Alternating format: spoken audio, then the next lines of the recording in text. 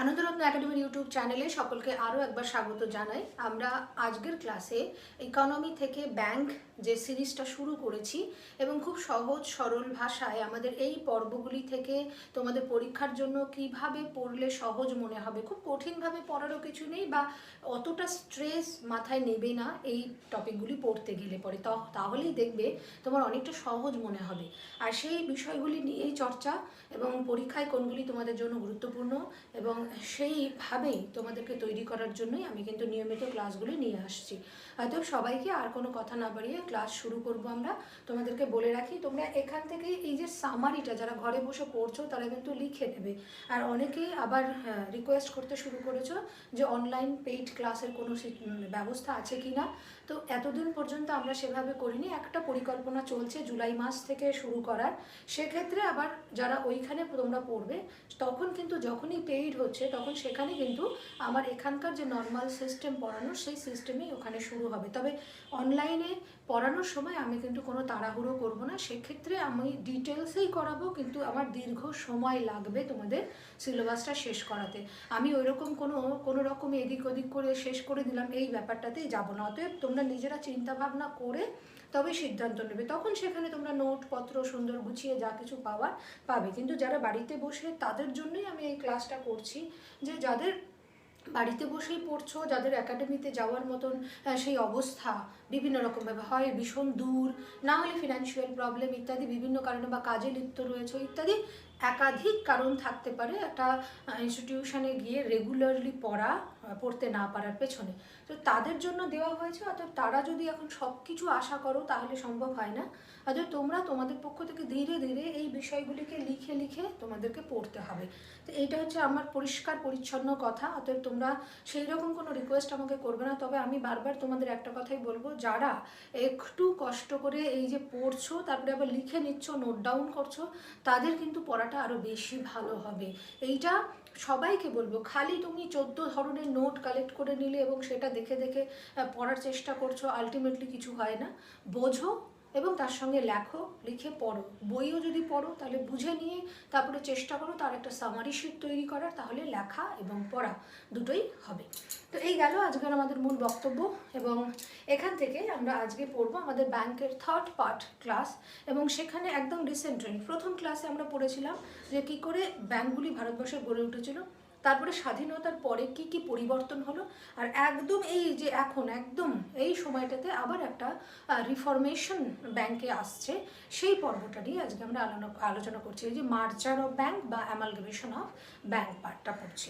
তাহলে আমাদের একটা কনক্লুশনে আসতে পারছি এখানে।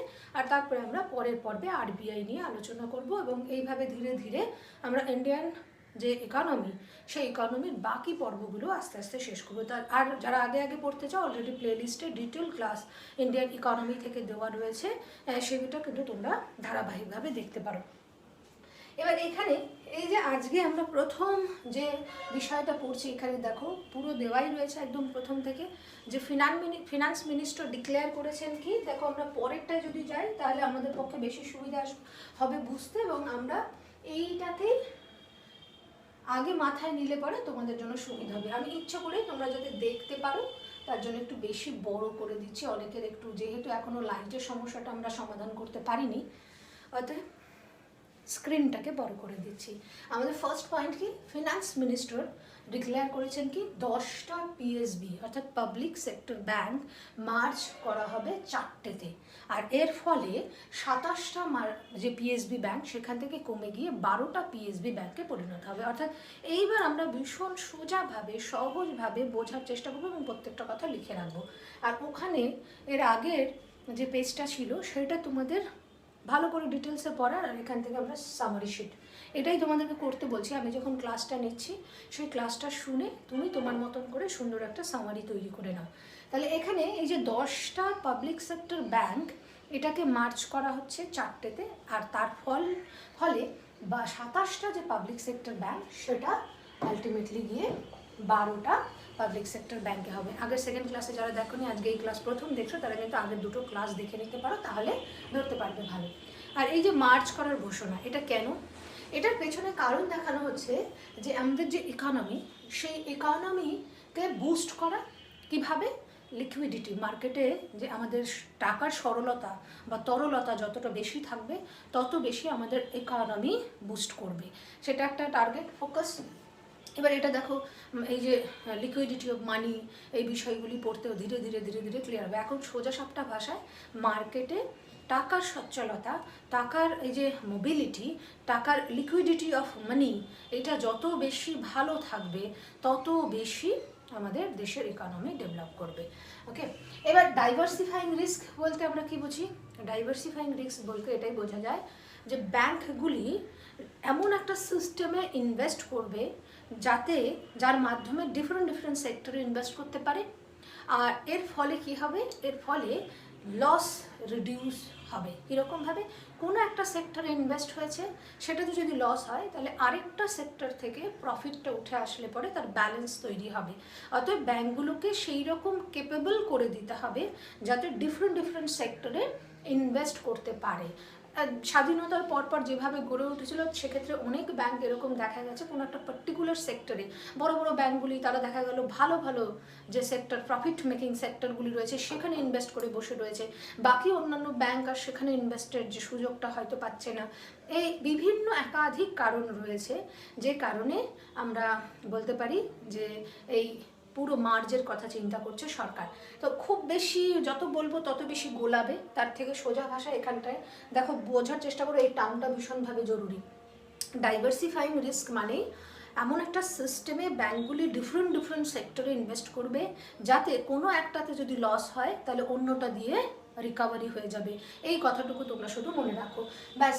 এবার combating the issue of non performing asset, এই যে সমস্ত অ্যাসেটগুলি রয়েছে, বিশেষ করে এবার নন পারফর্মিং অ্যাসেট বলতে আমরা কি বুঝি? নন পারফর্মিং অ্যাসেট বলতে এটাই বোঝায় সেই সমস্ত লোন যেগুলি উইদিন স্টিপুলেটেড টাইমের মধ্যে ফেরত আসছে না ব্যাংকের কাছে, অর্থাৎ আলটিমেটলি সময়ের মধ্যে, নির্দিষ্ট সময়ের মধ্যে শোধ না হওয়া লোন, যেগুলো ব্যাংকের তুলতে আগে হাওয়া টাইট হয়ে যেত, বেসিক্যালি আমরা পাতি কথায় যদি বলি। তাহলে এই হচ্ছে নন পারফর্মিং অ্যাসেট। দেখো সুন্দরভাবে তোমাদের এখানে লেখা রয়েছে যে লোন নির্দিষ্ট সময়ের মধ্যে ফেরত আসে না, ইত্যাদি কারণ। আর বাকি আনুষঙ্গিক কারণগুলিতে আছেই যে কেন মার্জ করতে চাইছে, ব্যাংকের এফিসিয়েন্সি বাড়বে, যে সমস্ত ছোট ছোট ব্যাংকগুলি লসে চলছে তাদের সাথে বড় কোনো ব্যাংকে মার্জ করে দিয়ে যারা ভালো কাজ করছে, যাদের এফিসিয়েন্সি বেশি, যাদের টেকনিক্যাল সাপোর্টটা ভীষণ ভালো, তাদের সঙ্গে মার্জ করে দিলে তাহলে ওই যে পিছিয়ে পড়া বা উইকার ব্যাংক তাদেরও ডেভেলপ হবে। একই সঙ্গে আমাদের দেশের ব্যাংকগুলির আরও পরবর্তীতে আমরা পাচ্ছি যে ইন্টারন্যাশনাল মার্কেটে কাজ করার জন্য যে বেসেল 3 স্ট্যান্ডার্ড রয়েছে, সেই স্ট্যান্ডার্ড 3-র সঙ্গে আলটিমেটলি যে রেগুলেশনগুলো বলা রয়েছে বেসেল 3-তে, সেটার সঙ্গে কমপ্লাই করতে পারবে এবং তার সেই শর্ত অনুযায়ী ইন্টারন্যাশনাল মার্কেটেও আমাদের দেশের ব্যাংকগুলি তাদের যে ফিনান্সিয়াল অ্যাক্টিভিটি সেগুলি করতে পারবে। তো ইত্যাদি কারণগুলির কারণে অনেক কিছু ভেবে, একটু পরে আমরা সমস্ত কারণগুলি বলবো, আপাতত মাথার মধ্যে এটাই নিলাম যে এই ফার্স্ট পয়েন্টে এবার বোঝানোর চেষ্টা করছি, রিপিট করে এই কারণেই বলছি, ইকোনমির ভয় তোমাদের প্রচুর, কিন্তু কিচ্ছু নেই, এইটা মাথায় রাখবে, শুধু কতগুলি বিষয় জানা, যেহেতু এত দীর্ঘ বছর পেরিয়ে এসেছি সবাই পড়িনি আমরা এই বিষয়টা, সেই কারণে একটু জড়তা আসে বা ভয় আসে, সেটাকে সহজ করে দিচ্ছি আমি। তো ফিনান্স মিনিস্টার খুব রিসেন্টলি 2017-এর পর থেকে আলটিমেটলি ঘোষণা শুরু হয়েছে যে 10টা পিএসবি ব্যাংককে মার্জ করা হবে 4টাতে, এর ফলে 27টা পিএসবি ব্যাংক কমে 12টায় আসবে। আর এই মার্জের জন্য মূল প্রথম যে 3টে কারণ এখানে উল্লেখ করা হয়েছে, আরও অন্যান্য আনুষঙ্গিক কারণ যেগুলো রয়েছে সেটা পরে বলছি। মূল কারণ কি? আমাদের দেশের ইকোনমিটাকে বুস্ট করা, কিভাবে? লিকুইডিটি ফ্যাসিলিটিটাকে ইনক্রিজ করে দিয়ে। 2 নম্বর হচ্ছে ডাইভার্সিফাইং রিস্ক, ব্যাংকের যে সমস্ত জায়গায় লস হচ্ছে সেইগুলিকে বেসিক্যালি কমিয়ে আনা, এটা একটা system of investment in several sector, যার ফলে আমরা পাবো যে ব্যাংকের কোনো একটা সেক্টরে লস হলেও আরেকটা জায়গা থেকে রিকভারি হয়ে যাবে। তো এইটা তার জন্য লিকুইডিটি বেশি লাগবে, একটা মানে তার যে সেট আপ, সেই সেট আপটা আরেকটু বড় হলে বেশি ভালো হয়। এবার এখানে combating the issue of non performing asset, তো এইটাও কি? এটাও বললাম আমরা যে সমস্ত লোন নির্দিষ্ট সময়ের মধ্যে ফেরত আসে না, এই যে একটা সমস্যা, এই যে একটা প্রতিকূলতা, এইটার সঙ্গে লড়াই করা ইত্যাদি হচ্ছে মূল উদ্দেশ্য। আর সরকার মার্জের মাধ্যমে আর একটা মেন ফোকাস, এই যে বারবার যে কথাটা বলেছিলাম রিক্যাপিটালাইজেশন অফ, এটা 55 1000 crore হবে। তো এইটা উদ্দেশ্যে এই মার্জারের ঘোষণা চলছে। তো এই গেল। এবার দেখো এখানে অলরেডি তোমরা একটা স্ক্রিনশট নিয়ে নিতে পারো। তোমাদের এই যে রিস্ক ডাইভার্সিফাইং যে টার্মটা, সেটা ব্যাংকিংয়ের ক্ষেত্রে ভীষণভাবে জরুরি, সেটা জিজ্ঞাসা করে। তাহলে একটা পোর্টফোলিও থেকে বিভিন্ন আলাদা আলাদা ক্ষেত্রে ইনভেস্ট, যাতে কোনো একটি ক্ষেত্রে লস হলেও অন্য ক্ষেত্র থেকে প্রফিট হয়ে যায়। ঠিক আছে, এখানে একটা যেমন এই যে আমরা বললাম যে কেন ধরে নিলাম ব্যাংকে সে কম্পিউটার হার্ডওয়্যার কোম্পানিতে একটা ইনভেস্ট করেছে, আর একটা কম্পিউটার রিলেটেড কিবোর্ড ধরে নিলাম কিবোর্ড তৈরি করে এরকম একটা কোম্পানিতে ইনভেস্ট করেছে। আর সেই ব্যাংক ইনভেস্ট করেছে কি, টোটাল আমাদের আমজনতার টাকা পয়সাগুলি কালেক্ট হয়েছে, এক জায়গায় সেভিংস হয়েছে, আমাদের সেভিংসগুলো আমরা রেখেছি, সেখান থেকে গিয়ে তারা আলটিমেটলি ইনভেস্ট করেছে। এবার দেখা গেলো এই রিসেন্ট ট্রেন্ড অনুযায়ী যদি দেখি যে এখন কিন্তু ওই যে সেমিকন্ডাক্টর চিপস, এই চিপের একটা ঘাটতি রয়েছে, এবং যে কারণে কিন্তু এই সমস্ত সেক্টরগুলি লসে চলছে। তার মানে সেই ব্যাংকটার পুরোটা লস হতে পারে। তাহলে এই লসটা রিকভারি একটা জায়গায় না করে যদি ব্যাংক বিভিন্ন আলাদা আলাদা ক্ষেত্রে করতে পারে, তাহলে একটা জায়গায় লস হলে আরেকটা জায়গা থেকে রিকভারি চলে আসবে, এবং তাতে আখেরে লাভ হবে আমাদের দেশের জনগণের, যাদের মূল আমানতের টাকাটা নিয়ে ব্যাংক বেসিক্যালি কার্যাবলী করছে। কারণ সেন্ট্রাল গভর্নমেন্ট আরবিআই থ্রু যে টাকা পয়সা মার্কেটে ছাড়ে, সেটা কিন্তু আমাদের দেশের কল্যাণের জন্যই। তো স্বাভাবিকভাবেই পরোক্ষভাবে আমরাই এর সুবিধাগুলি পাবো। তো এইটা হচ্ছে ব্যাপার। এবার এখানে একটা কথা বলে রাখি, রিস্ক বলতে ব্যাংকের রিস্ক দু রকমের বলি। স্পেসিফিক রিস্ক, যেটাকে এই রিস্কটাকে বললাম যে এটাকে হচ্ছে স্পেসিফিক রিস্ক বলে। আর মার্কেট রিস্ক বলতে কোনো পলিটিক্যাল ক্রাইসিস তৈরি হয়েছে এবং কখনো যুদ্ধ লেগেছে, যুদ্ধ সংক্রান্ত কোনো কারণ, আর এই সমস্ত কারণের উদ্দেশ্যে যখন আরবিআই তাদের যে interest rate, bank rate, SLR, CRR এগুলোতে যে ওঠানামা করে, সেইগুলি কারণে যখন ব্যাংকগুলি অ্যাফেক্টেড হয়, বা তার কারণে যখন ব্যাংকের সিস্টেমে একটা বড়সড় পরিবর্তন আসে, সেইটাকে আমরা বলি হচ্ছে মার্কেট রিস্ক ব্যাংকের পক্ষ থেকে। এই দুটো কথা তোমাদের মনে রাখতে হবে। এইবার নেক্সট যে পয়েন্টটা আমাদের আগের পেজটা আমি পরে যাচ্ছি, তার সামারিটা তোমাদের বুঝিয়ে দিই যে মূল বিষয়বস্তু এটা। তো এখান থেকে দেখো মার্জার কথাটা কি বলতে পারি, two or more entity or bank or organization যখন মিলিত হবে একসঙ্গে, তাহলে তার জন্য মিলিত হওয়ার পরে তার জন্য দুটো পন্থা খোলা থাকে মার্জারের ক্ষেত্রে। মার্জারের ক্ষেত্রে দুটো পন্থা কি, দুটো কোম্পানি মিলিত হয়ে সম্পূর্ণ একটা নতুন এন্টিটি হিসেবে আত্মপ্রকাশ করতে পারে, অথবা দেখা গেল এই দুটোর মধ্যে কোনো একটা জায়েন্ট কোম্পানি, তার মধ্যে ওই উইকার কোম্পানিটা বা উইকার এন্টিটি সে তার মধ্যে প্রবেশ করে মার্জ হয়ে গেল, এন্ট্রি হয়ে গেল। অর্থাৎ দুটো পন্থাই, অর্থাৎ আমরা একদম উদাহরণ হিসাবে যদি বলি যে আদানি আর তার সঙ্গে দেখা গেল আর একটা কোম্পানি, দেখা গেল কর্পস বলে কোনো একটা কোম্পানি, তো এই দুটো কোম্পানি হয়তো মার্জ হবে। তো সেক্ষেত্রে এদের জন্য দুটো পন্থা খোলা, হয় ওই ছোট কোম্পানিটা আদানি নামেই কাজ করবে, আদানি অ্যাবজর্ব করে নিল ঘুরে ফিরে, আর বাকি আরেকটা অপশান হতে পারে দুটো মিলে একটা নাম হয়ে গেল আদানি কর্পোরেশন। তো এইভাবে দুরকম পন্থায় খোলা থাকে মার্জারের ক্ষেত্রে। আর যেমন এই যে এখানে আমরা উদাহরণ দিয়ে দিয়েছি, ঠিক আছে, তোমাদের ওইখানে আগের লেখাটায় যেটা রয়েছে, এবং এখান থেকে আমরা অ্যামালগামেশন বলতে কি বুঝবো, অ্যামালগামেশন বলতে ওই একটাই পন্থা, এখানে কিন্তু পুরো নতুন এন্টিটি হিসেবেই আত্মপ্রকাশ করতে হবে, নতুন একটা সংস্থা হিসেবেই, মার্জের পর একটা নতুনভাবেই আবার নতুন সংস্থা হিসেবেই কাজ করতে শুরু করতে হবে। তো এই গেল অ্যামালগামেশনের মধ্যে, একটা জেনারেল বললাম। কিন্তু ব্যাংকের মার্জের ক্ষেত্রে আমাদের ভীষণভাবে গুরুত্বপূর্ণ কি মনে রাখা জরুরি, দেখো ব্যাংকের মার্জের ক্ষেত্রে দুই বা ততোধিক ব্যাংক তারা ইচ্ছা প্রকাশ করতেই পারে মার্জের, যে আমরা মার্জ হব। এই চারটে কথা ভীষণ ভালোভাবে মনে রাখবি, যে পাবলিক সেক্টর ব্যাংক, সেই ব্যাংকের মার্জের জন্য নির্দিষ্ট পন্থা রয়েছে এবং সেই পন্থাকে ব্যাংক ইচ্ছা প্রকাশ করতে পারে, তবে গভর্নমেন্ট ঠিক করবে কি এই মার্জের সিস্টেম কি হবে, রুলস অ্যান্ড রেগুলেশন কি হবে, কার থ্রু, আরবিআই এর সাথে আলোচনা করে গভর্নমেন্ট ডিসাইড করবে কিভাবে এর পন্থাটা হবে মার্জে। দ্বিতীয় হচ্ছে, এবং এটা পার্লামেন্টে পাস হতে হয়, পার্লামেন্টে পাস না হলে কিন্তু হবে না।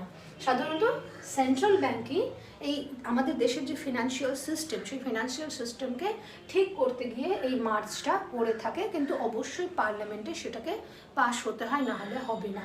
এই ভীষণ কথাগুলি ভীষণ গুরুত্বপূর্ণ কথা, এবং এখান থেকে কনসেপচুয়াল কোশ্চেন তোমাদের থাকবে।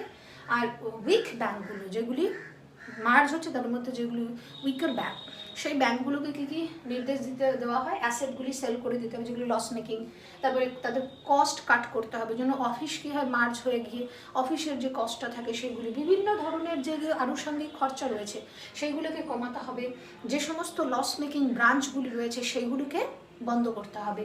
তো এটা হচ্ছে নিয়ম মার্জের, পিএসবি ব্যাংকের, বিশেষ করে পিএসবির মার্জের নিয়ম হচ্ছে এগুলি। তো এই কথাগুলি তোমরা একটু মনে রাখবে, ভীষণ ভীষণ গুরুত্বপূর্ণ।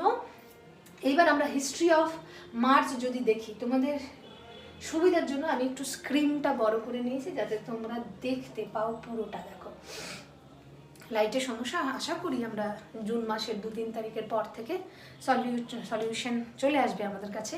অতএব তোমরা দেখতে থাকো এবং সবাইকে বলবো যে দেখো, খুব একটা বেশি তোমরা যদি এইটার প্রতি ডিভোটি না হও পড়াশোনাটার প্রতি, তাহলে কিন্তু আলটিমেটলি সাকসেস আসবে না।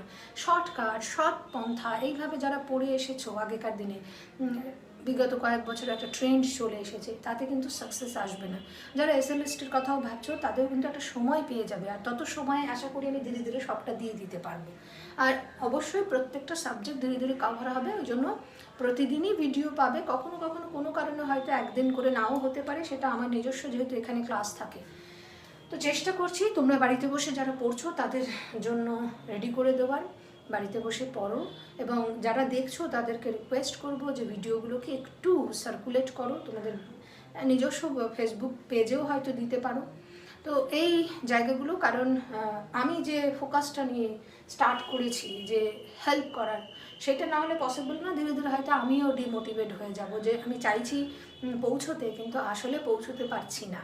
তো যাই হোক, ব্যাংকিংয়ের এবার হিস্ট্রি অফ মার্চ, এই যে পুরো এর আগের দুটো ক্লাসে কিন্তু এটা সহজ মনে হবে তোমাদের, যে স্বাধীনতার পরে 1949 সালে ব্যাংক রেগুলেশন অ্যাক্ট যেটা এসেছিল, দ্য ব্যাংকিং রেগুলেশন অ্যাক্ট 1949, এখানেই সমস্ত প্রসিডিওর বলা ছিল যে আলটিমেটলি কীভাবে হবে। ব্যাংক প্রসিডিওরের কারণে এসবিআই ন্যাশনালাইজড হলো, তারপরে 1969-এ প্রথমে 14টা, তারপরে 1980 সালে আরও 4টে ব্যাংক ন্যাশনালাইজড করা হয়। তো এই বিষয়গুলি চলে।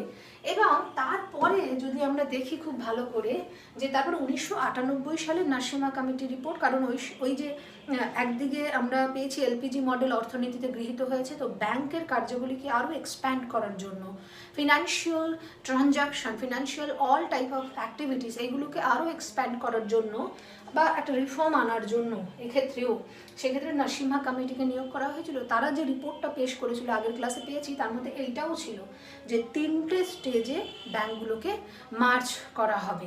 তার মধ্যে কি বড় বড় 3টে ব্যাংক, সেটা যে কোনো ধরনের, যত ধরনের ব্যাংক বলেছি তার মধ্যে বলা হচ্ছে বড় বড় 3টে ব্যাংকে মার্জ করা হবে। আর তার টপমোস্ট একটা যে ব্রাঞ্চ, টপমোস্ট পজিশনটা সেটা কিন্তু ইন্টারন্যাশনালি হবে। অর্থাৎ এখানে এই যে একটা ইঙ্গিত দেওয়া রয়েছে যে আমাদের দেশের ব্যাংক ওই বেসেল 3 স্ট্যান্ডার্ড, যেটা বেসিক্যালি ইন্টারন্যাশনাল ফিনান্সিয়াল মার্কেটে ব্যাংকিং কার্যাবলী বা সেই এখানের যাবতীয় রুলস অ্যান্ড রেগুলেশন বলা রয়েছে, সেইটাকে মেনটেন করে আমাদের দেশে বেসিক্যালি একটা ইন্টারন্যাশনাল শাখা থাকবে। এই যে 3টে বড় বড় ব্যাংক মার্চ করা হবে, যার অস্তিত্ব ইন্টারন্যাশনালি একটা থাকবে টপে।